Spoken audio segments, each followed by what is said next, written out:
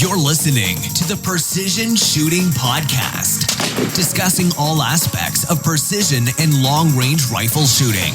This episode is brought to you by Impact Dynamics. And now, over to your hosts. Well, hello and welcome to the Precision Shooting Podcast. This is episode number 144. My name is Rusty. Joining me tonight. Didn't stuff that up this time, did I, Andy? No, it's just smooth. Yeah, nice. Yeah, I shouldn't have mentioned anything no one would have known. Andy, how are you tonight? I'm doing well. Good. Doing well. And a special guest tonight as well, Plushy. Hey, buddy. How you going? Good, mate. Match director of Steel Slam himself. That's the one. he seems really nervous about the fact that I'm bringing that right up at the top of the show. But I don't know if there's any knives in my back. Not yet. Yeah, we've still got time. Right, cool. How's your couple of weeks been, Andy? You've shot Steel Slam. We won't get too deep into that. Yep. We'll cover that shortly. Yep. But anyway, anything else to talk about? Not a whole lot. I've been just flat out with other life commitments, but I have picked up my 9mm handgun. So there's a little bit of excitement once you get a new toy and you start playing with it and you're like, ooh. What did you get? So I've got a Shooter's Arms Elite Match in 9mm 1911 frame. Yeah, no, it's a good one to start off with, I guess. There you go. I don't know what that is. It's a handgun of some sort, but yep. It's shiny. Yeah. Let's just go with that. You got a shiny new handgun. That's it. Sensational. Who knows how to use it? Nope. What about you, Plushy? I've had a steady stream of parts coming in for my 223 AI build, my trainer. All right. Hello. I've got everything now but a scope. Don't know if you could sort me out with that one. That'd be great, Rusty. Get on. And just a barrel. I mean, it's functioning at the moment, but just putting a different barrel it's on working without a barrel on it? Oh, it's got a short barrel on there. Okay. Yeah. Okay. So 223 AI as a trainer. Why that over a 223 as a trainer? Brass prep. I don't like brass prep or brass trimming. 223 cases grow a bit. Yep. And the AI doesn't as much. Okay. And it's something a bit different, I suppose. Sure. If you can extra 50 feet or 80 feet a second out of it, that's actually the real reason is I ran the numbers. Yep. Let's go. The 85 grain projectile, it's ballistically out to 500 meters, almost identical to my 6mm Creed. Yeah, right. So same elevation, virtually the same wind. Wow. To the point where I wonder why I'm running a 6mm Creed. Maybe you should just run a 223 AI. Yeah, but right. Beyond 500 metres, it's not quite the same. Changes the game. Yeah, big deal. But yeah, under 500, so that's going to be my club gun. Oh, wow. One day match gun. Fascinating. And keep the 6mm Creed as a PRS gun. Yeah, right. Well, they're definitely not counting that as in the 223 category at our club because it's come modified. on. So Yeah, it's way out. no, I mean the ballistics on it are too good. Like from my research, it's very similar to a 6mm Creed, basically the same. Good with 85 research, grainers. Yeah, so that's the information I came to on my own without any other input, and so I don't think it can be counted as a 223 category. Yeah, I reckon I heard the same thing pretty lately as well. Yeah. Actually, I reckon it was covered in the Modern Day Rifleman Summit. I reckon they talked about that, and that's where I've pulled the information from. Yes? No? Okay. No, I don't know. No. Good. Well, good to hear. So what is different there? Is it the shoulder angle? And Yeah, it's 40 degree improved, I think. okay. I think that's the Ackley thing, 40 degree improved. Yep. Not a huge amount. But enough to boost a bit of feet per second, get a bit more velocity out of it and go from there. Yeah, exactly. So wait, you reload your training rifle? I'm kind of hoping that the 69 grainer, what are they? The OSA Yep. stuff, that's pretty cheap. I'm kind of hoping that that's going to shoot as a fire forming load. Well, that's the thing. nice. Yeah, because you can run just standard 2 to 3 in there. Yeah, they index off the shoulder and the headspace is all good and stuff like that. So you can still run 2 to 3 ammo through there. Yep. And I was going to see if it works. And if it works, I can still shoot it on the cheap. Then you got to back up. And I can nice. reload it as well. I'll eventually get a progressive press. So it's quick and easy and don't feel guilty about sending 200 rounds down range on the weekend. All sorts of plans. Very good. Well, speaking of feeling guilty, the Modern Day Rifleman Summit is free and is on right now as we record this, probably wrapped up by the time we finish recording this. But have you guys been checking it out? I have a little bit, yeah. I watched Regina Milkovic last night. Yep. She had some pretty good pointers when it comes to mindset. Yeah. About what she does, how she prepares, how she gets over a bad stage. Some pretty good tips there. That one and Kyle, was it Kyle Lamb? Kyle Lamb, yeah. I was watching that one today. Yeah, I was watching bits and pieces of that. I haven't finished that one yet. Yeah, that was a good one, actually. Yeah, it was actually. He's an interesting guy. So for those who are not familiar with it, the guys at Modern Day Sniper have put together a virtual summit, which is, I think, basically 25 or 30 different speakers over a 5-day period, and pretty much the way it's running, which will be out of date by the time everyone hears this. But anyway, for the Patreon supporters who are watching this live, you have 5 or 6 a day that are coming up, and then a few are behind a paywall. But the majority of it's free if you watch it in the 24-hour period that the various videos are up, and then you can go and pay about $140 US, I think it is now. To have access to all of them plus some extra ones at any time. So, and there are some good names. We did bang on about it last episode, but now we're into it. Just looking at that list, and there's a few names in there that I'm definitely going to watch out for. Nick Vitabo, Yep. Jim C, and there was another one. I think Jacob Bynum might have been up the top as well. He certainly is. He's always got something interesting to say. Yeah, absolutely. So looking forward to the rest of this. It's been excellent. We were discussing it before. It was a bit different to what you thought it was going to be, Plushy. Yeah, definitely. When they sort of said seminar, I thought it was going to be a structured presentation about, wind or, mindset or something like that. And it's been a little bit more like a... You thought it was basically a weekend of TED Talks. Yeah. Yeah. Fair enough. There's nothing wrong with that. No, not saying it's a bad thing, but that's sort of so that's my impression after watching the first couple is it's a bit more like a casual chat with some structure. I think you put it well, and it's kind of like a whole bunch of podcasts sort of crammed into one. So it's still got some value. You watch it and you're like, oh, that's useful or something like that, but different to what I was expecting. Sure. Yeah, it's much more conversational between two guys, two guys or two girls. Or no, hang on, Regina might be the only girl in there. But anyway, you know what I mean. It's much more conversation. It's much more of an interview sort of based setup, which is not bad and funny because you're talking about it not as a presentation. You're like, oh, I'm not sure about it. But as we spoke about it more and more, you're like, oh, no, there is gold being dropped in there. You have to listen through to it. It doesn't leave you with like a snappy 3 points to go and execute in the next next match that you do. There is the information's there, and we'll just see how the different presenters put that forward. Yeah, no, it's been good. I'll make an effort to watch it. We were saying before that the time difference doesn't work in your favour. By the time you get home from work and you've only got 3 or 4 hours to get your episodes out before they reset to the next day.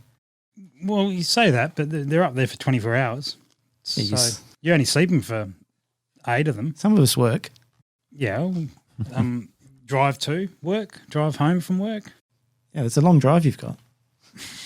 Not me, but you drive a lot further than I do. You can't watch videos when you're driving down the freeway. You don't have to watch. It's all listening. It's all listening. Just turn your phone over so you can't see it and then have a listen to it. Yeah. I keep getting complaints that we don't do a video podcast, and now someone's complaining that it's too much video. Too difficult, yeah. Choose up my data, all right? Oh, good, mate. So, Andy, you were saying before that you're going to sign up to it because you haven't been able to watch it while it's been happening. Yeah, I've been pretty flat strapped with work and a few other bits and pieces. But work-wise, I'll be heading over interstate for a couple of months. Ooh. And 2 weeks in quarantine. Sounds like a good time to smash out a few shooting-related subjects. I like how you're putting a positive spin on it. That's right. Because I know deep down you're like, can't wait, and you're really excited. Yeah, well, I mean, there's not enough porn to last 2 weeks, is there? So You want to borrow a camera? Anyway. You finally get some calluses on your hands. Do some real work. All right. Good. Anyway, so that's well worth checking out. And even if you're hearing this, I don't know how long these guys are going to leave this up and available for purchase, but I suspect it'll be for a while. And there are a few additional ones. Either there's sessions with some of the guys who do the free sessions. There's some ones, if you pay for it, you get access to all of that. And then there's some ones that are, I think the guests only appear behind the paywall as well for a couple of them. So yeah, looking forward to seeing how that all goes. They also have indicated this is the first of an annual series. Oh, awesome. That's good. Yeah, so I think this is going to become, and no doubt, I think one of the things that they may be probably keen to hear how people took it, what people liked about it, and all that sort of thing. Because if they're planning to do it again next year, no doubt they'll be seeking feedback of what they could tweak to make it even better next year. I think one thing they've got spot on from the start is the variety of shooting backgrounds for the people that they've got in. There's somebody from every sort of background you could think of, because it's some real variety. Absolutely. Very good. One other thing that happened recently, we'll get into Steel Slam shortly, but the Monster team match up at Bigoton. Yep. I don't know if you anyone hear many results or anything from that. I know we'll give a shout out to the winners. Let's. No, I haven't had a chance. So I know I did see who the winners were, but I haven't seen much beyond that. Yeah, so we congratulations goes out to Curtin Mitchell, who took it out, which is excellent. It's great to see some different names that we don't see too often taking that out as well. Brennan Henry, I know those boys. They came in second, and then Mark and Dave for a solid third place finish. Don't know which Mark and Dave that is, but anyway, it looks like it was a really good match from the brief few photos and bits and pieces, but no doubt the stories will get out there. I suspect it really was just Queensland guys could shoot it, so which is excellent to see, because then more people get involved at that level. So looking forward to hearing the stories about that one. I'm keen to see about. I think they had 4 stages that they ran at night. I'm really keen to get some information about those, how they did it, and what the stages were. Yeah, absolutely. No, very good. There was one here. I did see they had the Ironside stage, a wake-up call, where the competitors were required to shoot 3 rounds from 3 different objects. The catch was before they could engage the target, their teammate had to move an Ironside coffee mug full of water to a chair behind the designated object. Without spilling it and such. This forced good communication, teamwork between pairs, and I was told was an excellent stage. So, yeah, things like that sounds excellent. Sounds excellent. So hopefully that went very well. And while that was on, the week before that was on, we had our own match, the Steel Slam, down at Monado. And, Plushy, you were the match director. So, Andy, how did you feel it went? Thanks, Plushy. Thanks. No, it was a really good day. The weather really turned it on for us. We were all bracing for a lot of rain. Yeah, never came. Yeah, and I think there was a little twinkle for about 10, 15 minutes to start with, and then it all cleared up and it was sunny and pretty nice day for the rest of it. It was beautiful. Basically rained during our AGM in the morning. Yep. And then once we finished that, it stopped raining and the day got better. Yeah, so you did one thing right, Plushy. I mean, what would have made that match a whole lot better was if you were just wet the entire time. Like, it would have been so much more fun. I'll bring a hose and a bucket next time. We'll be good. Andy will be drenched the entire. And a mop. No, you just leave that for you in quarantine. So we noticed some interesting things out of that one, Plushy. I don't know. What did we notice? That the scores were low? Yeah, when people don't shoot matches competitively for 6 months. Yep. And then shoot what would be regarded as probably not a tough match, but a slightly harder than normal, or probably on par with a one-day match, maybe a little harder. But they haven't done that for 6 months. Makes a huge difference. People don't necessarily go great. Yeah, look, I reflected on that after the first 3 stages.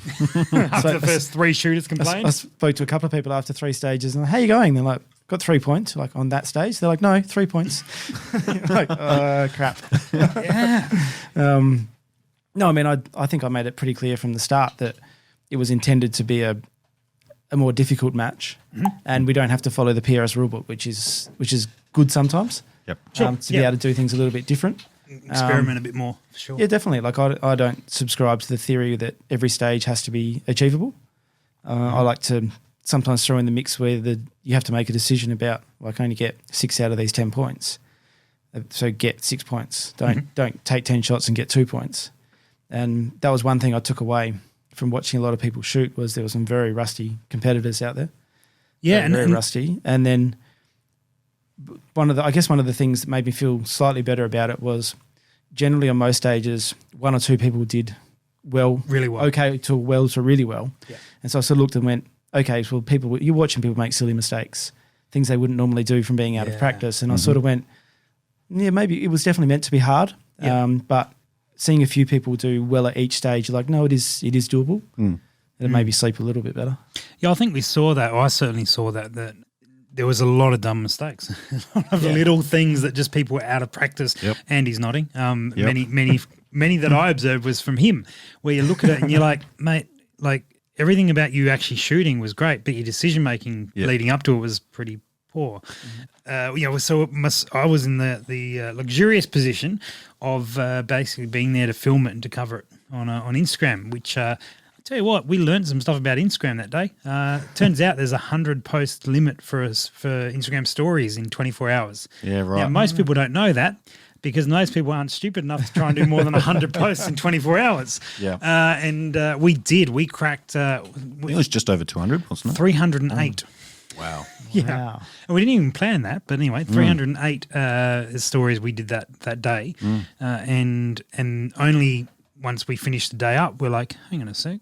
You go back to watch the stories at the beginning and you start it, Halfway through. Yeah. more than halfway through. We're like, oh, that's a lesson learned. But anyway, I bring that up because really I got a chance to observe a lot more, much more consciously, because we were filming so much more and doing that sort of stuff. So it was really interesting to see that a lot of those edge in decision making were off, and there was some average shooting. Don't get me wrong, but there was there was a lot of those just simple stuff that were just out of practice for. Yeah, definitely. I know, like, I won't claim that I ran every single stage in the lead up to it. Like, I ran the ones that I thought needed to be run. And I was, there was a couple of stages there where I cleaned them on my first run. Did them, you only really learn on your first run how valuable it is anyway. Yep. And I got my last shot off just as the timer went off, and I was like, no, timing's about right. Yep. But what I perhaps didn't take into account is I've been practicing a fair bit. Yeah, you've been pretty focused. I've been over shooting the a last fair few bit months, and practicing a fair bit over the last 6 months. So I sort of judged it off of where I was at, and perhaps didn't take into account where I was at is not where not too many where people everybody at else our has club been practicing. Yeah, that's exactly right. Now, having said that, the guys who, first and second were, I won't say a surprise, but were guys who were not, perhaps same deal with the Monster Team match, names that perhaps not so familiar with people outside of our club, and guys, I certainly thought these boys are going to do all right.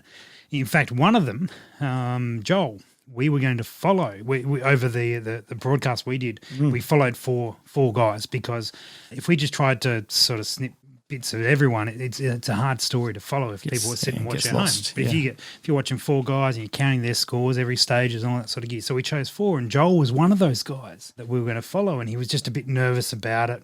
I think one of his bigger matches, he was getting ready, but I'm like, I reckon you'll do really well. Like, that's why I wanted to follow him. And then Jason Behrens was there. I'm like, oh, well, he's always a solid performer. We'll and he's happy to be on camera for us and stuff. So we'll follow him instead.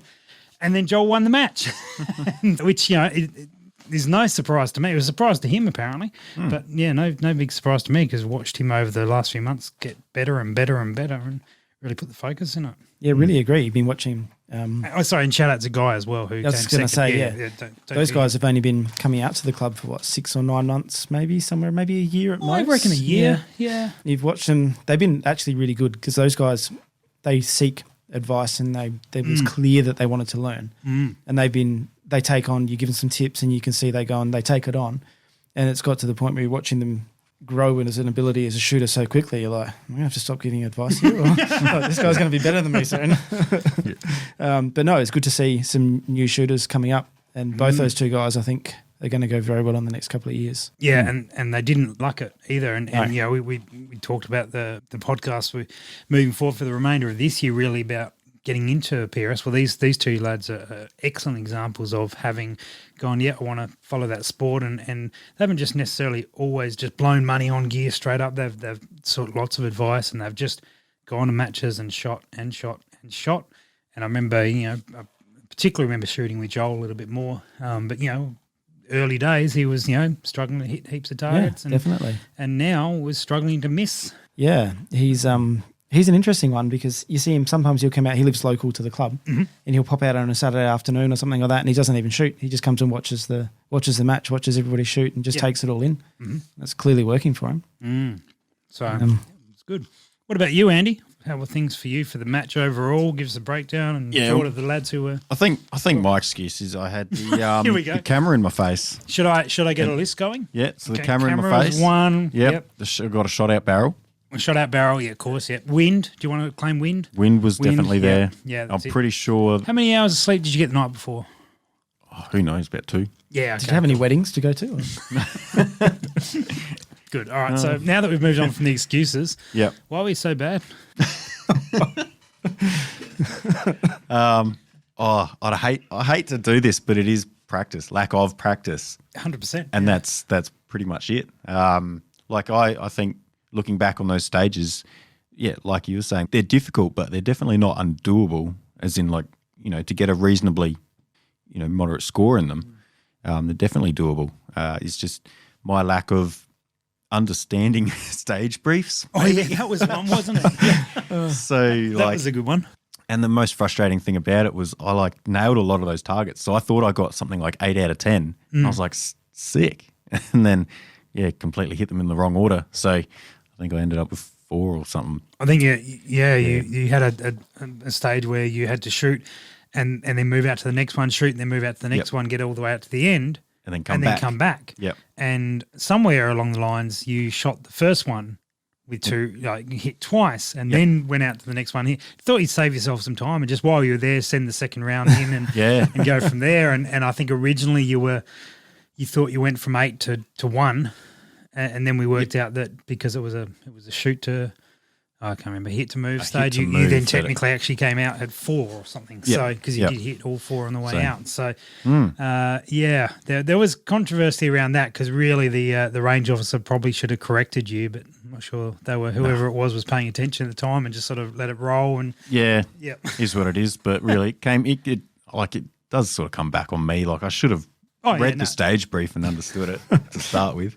I remember the one where you had the downhill platform. Yes. You asked me 3 times if all the equipment had to be on the platform, and I said no, just the shooter. And you proceeded to grab all of the equipment and put it on the platform and then struggled to hit a target off it. I was like, sorry. Yeah. So that's another one. Yeah, don't get us wrong. You did have some good stages as well, but the mistakes are more fun to that's get it. into. You definitely learn the hard way when you go about things that way. But no, it was still an awesome day. And I think so. For the ones that you did struggle on, so that we've mentioned so far, obviously the way to fix many of those were, it wasn't necessarily your shooting ability. It was all mental. Yeah. Like, even that process of reading a stage brief, understanding it, and memorizing. Okay, this target, then this target, then this target, move, and then or like a process. Usually, if you're doing that consistently, like once a month, or you're running training at home, you sort of get into that mental flow.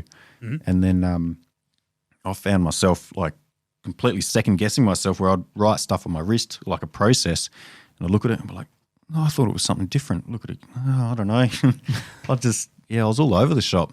It was definitely I made it intentionally. It was a rich target environment, or there was a lot of targets on the field, and there was a lot of targets that weren't. At our range, you've got the 4 main berms that we shoot against, and I deliberately put a lot of targets out on the field, where there was zones that you were shooting down, like lanes that you were shooting down, but if you weren't familiar with your targets, it would have been very easy to get lost. Yeah, definitely. There was one here which was dial it like the Stevens, which is where your range officer would adjust your turrets, and there is a lot of zeros. Yeah, on that stage. I debated over that one whether to put it in on a a 1-day match, having a lot of shooters that were coming straight out of club matches where we wouldn't normally do that sort of thing. Yeah, and I went with it in the end because I sort of thought, didn't realize it was this bad. You only had 5 people hit. Yeah, that was surprising. I actually haven't reviewed that one. Wow. Is that correct? I'm wondering if that's actually correct. Is that the one that it went out and then came back that I double tapped? No. That was a different one. This is the one where it's showing, if this is correct, it's showing that guys don't know their drop. Yeah. Yeah. No, I think that was the one where you had 5 targets in a row. Oh yeah, it was. You out to 5 and then went 5 back to 1. This is that one. The donuts. Wow, 5 people scored. No. That's surprising. Hang on, I'm wondering whether or not this is. No, I reckon these results are incorrect that are on practice score. I don't have them on my phone. Yeah. Anyway, that's all right. Good. Well, I do remember. Useful. I do remember that other thing, that the first stage where obviously not practicing and stuff. I really rushed that. I was because because I think it was 120 seconds. Like we You had had time, yeah. ample of Yeah. time. Yep. Stage one, and I was like just running it so hard and missing. Yeah, looking back on that, I was like, man, like the adrenaline kicks in, and you're in the zone, and you're just cycling so quick, and you're like, man, I should have slowed down and I had plenty of time. Yeah. We had a couple of new shooters. We rang Maxwell last week on the Yep. show. Yep. Last time on the show, and Maxwell and Mick both were on the broadcast that we did over Instagram. But those boys shot their first match completely, and this was still stamped. So I mean, a rough one to get started in, Definitely. but by the same token, a good one. They both left. Well, Maxwell's now bought himself a expensive custom gun. Nice. and I think Mick has ID'd which gun he's going. So, obviously it worked well for them. The boys enjoyed it, and I think they actually ended up both on the same score. Yeah. And one of them pipped him on the tiebreaker or something like that. So it was really good to see. But Andy, you were with them for the day as well. Some lessons that you may have seen that some listeners could benefit from what they what they learned over the course of the day, which is probably the best question for us them, but they're not here, so I'm asking you.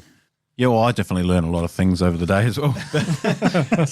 Yep. I was going to say one thing that I definitely picked up on, and I'm sure a lot of new shooters or definitely hunters will do it, is as soon as they take a shot, lift their head up and try and look for the target. And when you're shooting 300 or 400 meters, it's not going to help you.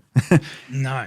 That was probably one of the big ones, and probably just taking that extra, second or so to settle in and get stable. Yeah, because I think you just, as a new shooter, you want to try and maybe jump in there and jump the gun like I do, and it doesn't work out. So, That was across the board. I watched a lot of experienced shooters rattle off 10 shots in 40 seconds when they had 120 seconds on a stage. Yeah, okay. And you were like, they got up and they were shaking their head and, they didn't hit much. I'm like, why did you shoot so quick? And they're like, I don't know. You left 80 seconds on the clock. And they were just, like I said, rusty shooters, I suppose. And they were like getting up, wishing they had their time over.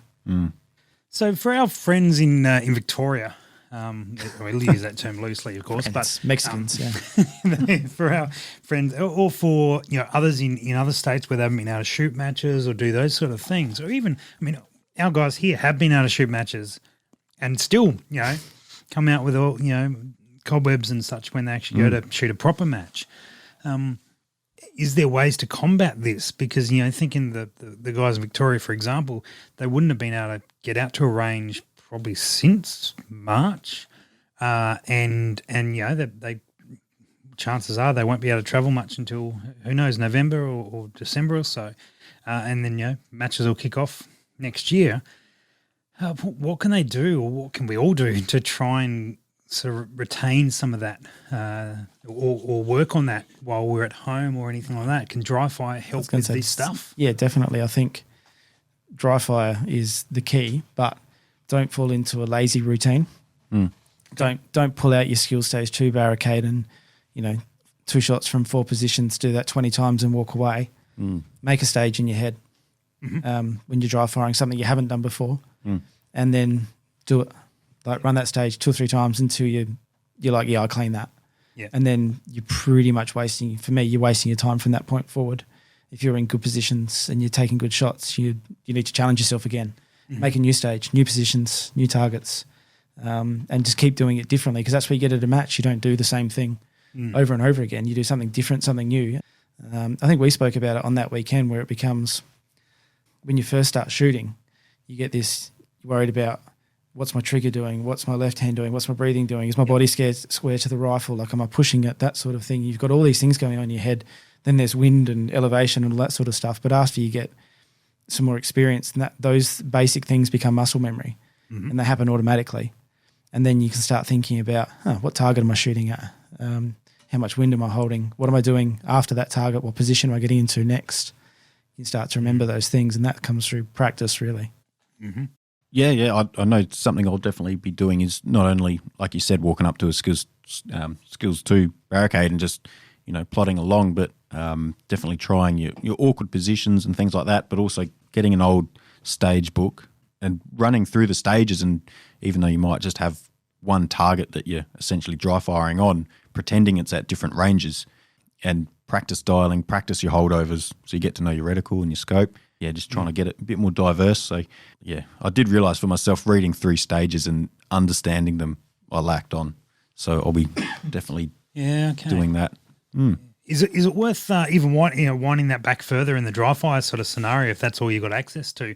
Or let's say guys who are able to get to the range, grabbing a matchbook or a stage brief or something like that, and then their dry fire rather than like standing there with a gun, hit the timer, and that's when they commence their practice.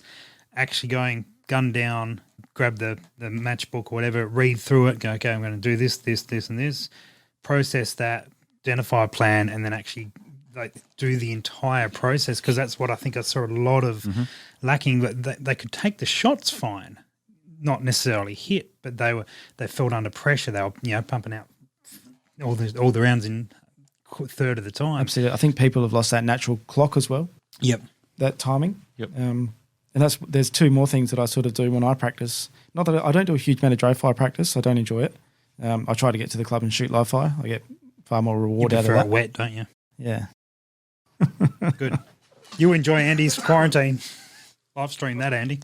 I time myself so I understand how long it takes me to get into a prone position from standing port arms, or how long it takes me to get in position and get my first shot off in different types of positions. So I know when you start looking at a stage and you've got 90 seconds and 10 positions, and I'm like, oh, that's a 12 second per position sort of stage for me. I'm like, okay, I'm only going to get 7 shots off probably. So I drop the last 3. I don't think about the last 3 shots, just focus on getting into good positions and taking good shots. So I try to break it down into what I think is achievable for me. That'd be the one. And the other is I actually, on the occasions I do dry fire, I'll make a wind call, an imaginary wind call as well. I don't just aim for the centre of the target all the time. Because it's not often, like at our range, it's not often you're actually aiming at the centre of the target. So I'm like, cool, it's an 8 mile an hour wind. It's, 0.6 or whatever, and I'll focus on holding 0.6 as well, just to keep that current. Yeah, very good. I'm just thinking, we made a little stop motion video years ago to explain to ROs like how, if you're rocking up to a match, because I'm anticipating there's a bunch of guys listening who haven't been to a match yet. And we're like, oh, yeah, grab the matchbook and just treat it like a normal match. And they're like, what does that mean? Which is totally a fair thing. So we made this little stop motion video with Lego a little while ago to send to ROs to show them like, your squad will come here and they'll move here and the guns will go in this position and stuff. And it's probably, I'll have to look at it again. It's probably clear enough for you to get an indication of how things play out. And maybe it's up on YouTube, but it's unlinked. So maybe I'll put that link up somewhere for our listeners to have a watch and so you can get a bit of a feel for how these things go. Actually, even some of the things, like the questions I was getting on the morning of, guys were rocking up. They're like, "Cool, where do I zero?" You're like, "At home." They're like, well, what do you mean? You're like, "Oh, like okay, like we had the other range open, and we did. If you go down there, you can go 0." Mm-hmm. But I was like, the 1 day match, traditionally you don't get an opportunity to check your 0. You need to come ready to roll. Mm-hmm. And that would have been, I don't know, maybe 6 or 10 guys that their first match. And you're like, cool. So I'm not going to deny you because you didn't know, but just be aware that you don't get the opportunity to 0 very often. Mm. Yeah. Yeah. How do we 0? Come on Friday. Come help me set up. You can 0 all you like. Yeah, absolutely. But it was, I'm just trying to find this video. Here it is. Let's have a look at how a stage is set up and run. Firstly, we need a stage. This is a pretty generic barricade setup. A couple of things will be present on every stage. You'll have a gun box. This is where the competitors will put their guns when they arrive. The next is a staging box. This is where the next competitor will be waiting with their rifle while the shooter before them completes their stage. There'll be a safety line. This is where all the waiting shooters, spectators and anyone not directly involved in that stage at the time will need to stand behind. Let's get our stage officers in place. First, we need a spotter who will watch to call the shots. Next, we need a scorer who will record the scores. Sometimes this can be the same person, depending on how challenging the stage will be. And we'll need a stage runner. This person gives the briefing to the competitors, gives the shooters instructions, and runs the timer. Let's get started. A squad will descend on the stage, placing their rifles into the gun box, with the empty chamber indicator in, magazines out and pointing down range. They will then stand behind the safety line. Inspection of the props and barricades in most cases is not allowed. The stage runner will then brief the competitors. A couple of minutes after this, the first two shooters will get their rifles, and the first shooter will get ready in the starting position, with the second shooter ready in the staging box. The stage runner will confirm all are ready, and the stage will begin. The shooter will shoot the stage, and immediately after, the stage runner will go to the next shooter, who is already in the staging box, and get them underway. The next shooter in line is expected to get ready and get themselves into the staging box. Once all shooters have run through the stage, a stage officer should report to the match director that they are ready and await further instructions. All rifles must stay in the gun box. Something like that. That works. Yeah. So just a clear, basic, simple sort of understanding of the process and sort of everything you would expect to do. Obviously, it's better to go and shoot a match and learn that. But, if you're at home and you haven't shot a match yet, at least give you a little bit of an indication of what to expect when you rock up as a stage rotation. And I would suggest, you actually practice getting that brief, making some decisions, and then going ahead and implementing that. And then you might run that stage 3 or 4 times to build up that dry-fire practice of actually running it. But that process is a lot of what we saw fall down for many shooters. And I don't know if you noticed at Plushy, but I certainly did. As the day went on, things got better from that regard. And as people sort of found their feet 3, 4, 5 stages in, normally you often would see that on a stage or two. By the second stage, most guys are into the flow of it. The first one might have, reminded them how things work. And the top guys bring their A game, stage 1. I'm not sure anyone bought their A game stage 1 on the weekend. And the warm-up cycle did take, half the day, if not 4 stages, to really start seeing people sort of put some scores down. Definitely. Yeah. I don't, not to give Andy any more excuses or any valid excuses, but it was pretty windy. It was a solid 20 to 30 Ks an hour over most of the day. There was a bit of a lull there for a bit. Yeah. It was challenging with the wind. I think I looked at the scores, and the winner got about 55% of available hits, which is less than I wanted. I was looking for about 80%. Yeah. But I reckon they lost a good probably 15 points to wind. Definitely the first shot on every stage was probably a fair one, plus a few more. There were some small targets. Mm-hmm. So I think you put 15 on there, it pulls it up around 70. Yeah. And then, like I said, there were some very experienced shooters there that 80% was achievable for those guys if they had a normal what I would consider a normal day. Normal day for them. So it was interesting. Good. Yeah. The wind was definitely it was up there. It was switching. I'll take that. It was definitely switching side to side. It was solid. It was empty. It was all of the above. But let's. We talked down for the entire thing. What did you enjoy, Andy? Did you actually enjoy getting out and shooting again? Oh, definitely. Yeah. No, it was a ripper day. Barbecue lunch, which was fantastic, and hot dogs. Hot dogs. Yeah, hot dogs. They were good hot dogs. Yeah, and I think just to get out there amongst people again, smell a bit of gunpowder, and start having a yarn with people, and just, seeing it's just good to get back out and as much as the shooting side of it for me was lacking. Reminded you of some areas to keeps me humble. That's it. It's a really positive way of looking at it. It kept you humble. Kept me humble. Again, it was just great to get out there and share the sport with new shooters and people who want to get into it. Do you know how many new shooters there were, Plushy, who were shooting their first People time? shooting their first match. Yeah. Or their first one-dayer. Or their first match in general. There was at least 3 guys shooting their first ever match. Yeah, that wouldn't surprise me. I reckon there would have been 10 plus. Yeah, nearly half the field. Probably getting close to 15 were doing their first one-dayer. Yeah, right. Yeah, so it was certainly it was definitely a step up for those guys. Yeah, absolutely fantastic. I think it was one of the things I was aiming for was a timely reminder, or not a timely reminder, but a bit of a taste of what a 2-day match would be. Yeah, you probably were pushing much closer towards the difficulty of a 2-day match. Yeah, definitely. I think we had a conversation about, I was skirting the lines of getting a long list of things to work on versus I don't want to shoot anymore for some people. But Yeah, like the last thing I wanted is the guys to shoot a whole year of club matches and be like, I'm getting 80% of like the targets at a club match. Like I'm doing really well here. Yep. And then Rock pay up at a lot of money. Like a 2-day match isn't cheap. If anyone thinks it is, they're kidding themselves. Yeah. And then go there and get 5 points and think like, wow, why is it so hard? Yeah, it was good to bridge that as well. Yeah, definitely. So hopefully those guys have, their first one day have got a bit of an idea of like the level that they need to sort of be at if they want to not even be competitive, but the sort of level they want to be at if they want to go and, shoot a good match and feel like they can handle the challenges that get thrown at them. Mm. Well and truly. Yeah, I'd love to run this again in about a year's time when we've had like a, without COVID, a solid and few an months entire, of nearly an entire season of PRS as well. Yeah.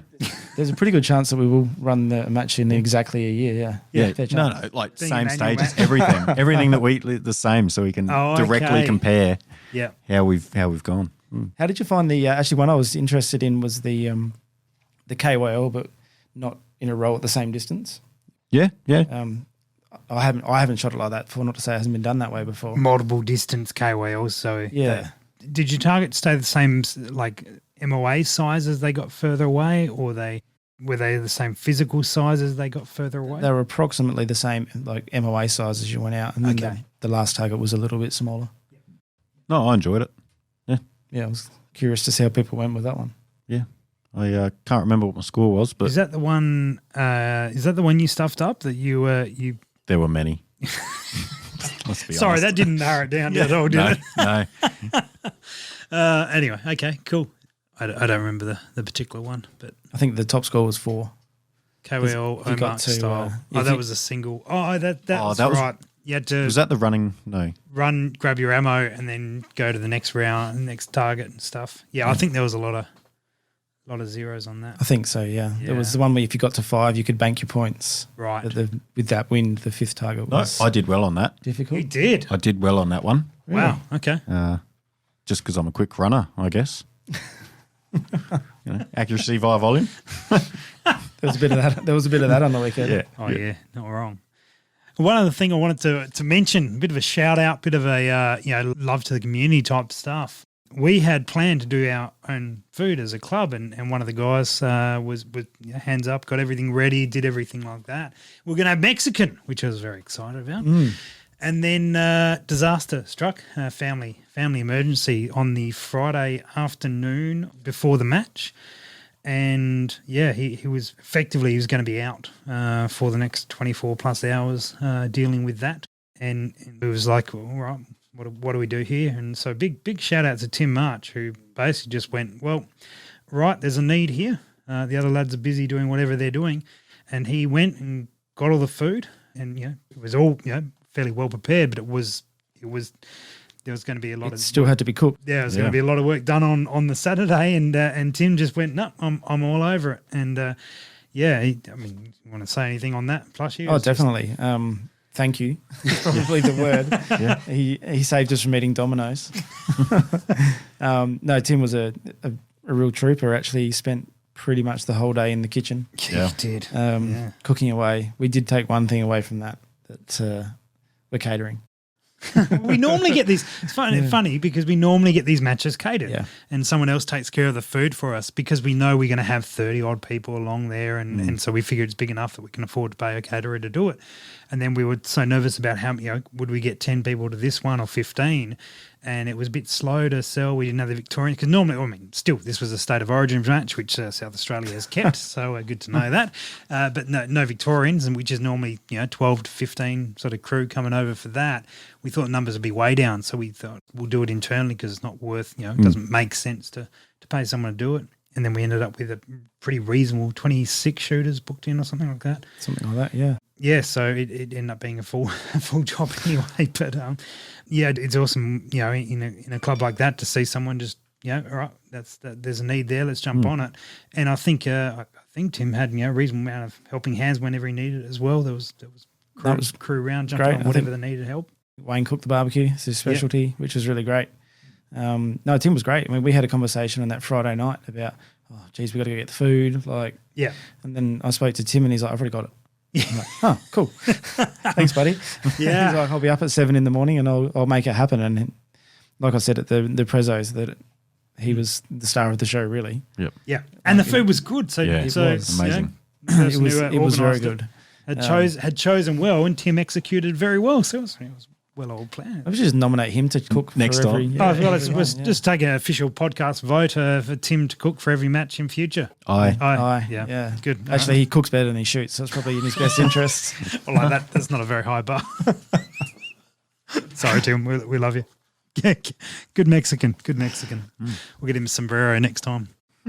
Yeah. So anyway, that was the Still Slam was we had all full of interesting stories. It was really good. Good to see new shooters go, and I think amazing to see just that edge wear off. And for those who are looking to get into the sport, the shooting is only one part of the whole deal. It really is being able to be prepared and ready and stuff like that. And that stuff you learn best by going and doing.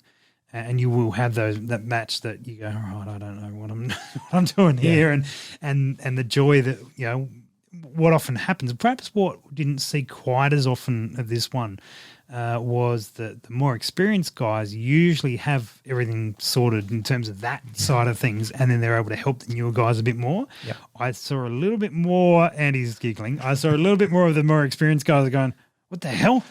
What's a mill? Like, What's going on here? Why am I missing? yeah. Oh, I had to dial my scope. Oh, okay. Yeah, good. I did see a little bit more where they took a little bit longer to help the new guys out because they look like new guys on the day. So it was interesting to see that dynamic fall off a little bit. But no doubt it will be back. So don't worry if you're a new shooter, just get out to it because it's a perishable skill, well and truly. Definitely. I think there was one stage there that really showed it off was all of the bags. Yeah, I hated stage. that one. Oh yeah, talk about that one. That was Shocking. The stage was Well, we talked about this on the last episode, and it was an unknown as to what we were going to be doing. It was just all these bags, and I was just trying to think. So there was 8 props, and Right. there was 8 props, 10 shooting positions, and 5 targets. Yep. Now, I think that made it a step too far. Was having 10 shooting positions and 5 different targets, even though it was in a fairly logical order. Yep. It was always intended to be a bit of a mental challenge, but looking at some people, the mental challenge was a bit much. I mean, remembering the gun was a mental challenge for some people in the room. But yeah, so there was an ironing board, there was a car door that had a couple of shooting positions. There was a tree. What else do we have? There was a star picket. Mm-hmm. A few other bits chair, and pieces. Yeah, an odd frame. Yeah, that was the metal frame that was just huge and awkward. Yeah, the idea was you had to get 10 bags that were provided, put it at each, one at each of your shooting positions, and you couldn't take the bag with you, but you had to use it. And you had to shoot the targets, 2 shots per target in order of near to far. Yep. So it didn't seem particularly difficult. And I sort of when I put it together, there was 6 shooting positions that were quite achievable. At the Nero, the 200, the 300 and 385 metres. And then there was 4-ish positions that were going to be pretty challenging, and that was the point. Yep. And to watch the amount of people that decided to use the most challenging position for the first 4 shots, thinking they were going to get all 10 shots off and bank those positions later on, was an interesting choice that people made that made them get very low scores instead of banking the points early on and worrying about it if you've got time. Yeah. Yeah, it's always an interesting discussion to work out whether or not you go off the solid positions at the easier targets or the harder targets or which way you play it. Yeah, definitely. I'm much more of get the points in the bag. Yeah, that was my aim, but I still missed. Oh, good, excellent. Well, Plushy, thanks for joining us for wrapping up Still Slam. I think you did a very good job. I think there's another dynamic that we didn't touch on, which is your progression as running matches. But maybe we'll get into that another time. For sure. That was good. Andy, you got lots to learn. I mean, work on. Yeah, I know. Remember. Yeah, thank you. And I didn't even shoot, so I didn't miss a target all day. Thanks for listening to the Precision Shooting Podcast. To continue the discussion, check out our Facebook page. And for more information, head to our website, www.precisionshootingpodcast.com.au. This episode was brought to you by Impact Dynamics.